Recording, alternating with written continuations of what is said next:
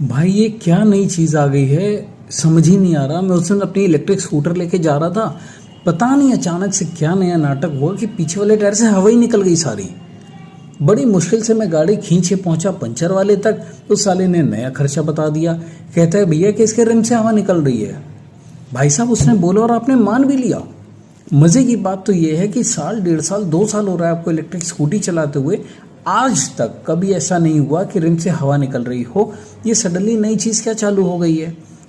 देखिए, जनरली ऐसा होता है कि ट्यूबलेस टायर में एक minimum recommended tyre air pressure ज़रूरी है होना। अगर वो टायर एयर प्रेशर कम हो जाता है उस रिकमेंडेड टायर एयर प्रेशर के मुकाबले, तो भाई वो टायर रिम छोड़ देता है। इसमें कोई बहुत बड़ी बात नहीं है। इसके पीछे 2 कारण हो सकते हैं। पहला रीज़न है, अगर आपने टायर एयर प्रेशर डलवाया भी है, उसके बाद भी सर की दिक्कत आ रही है, समय के बाद, जैसे आज हवा डलवाई है और 2 दिन बाद ये दिक्कत आ रही है, तो भाई उसको चेक कराएं। या फिर उस टायर में कहीं कोई बारीक पंचर है या पुराना कोई पंचर है जहाँ से हल्की हल्की हवा रिस रही है। दूसरा एक सबसे कॉमन फैक्टर है कि भैया उसकी वॉल बॉडी कट गई है। रिम से हवा निकलना पॉसिबल नहीं होता है या इन जनरली नहीं निकलती है।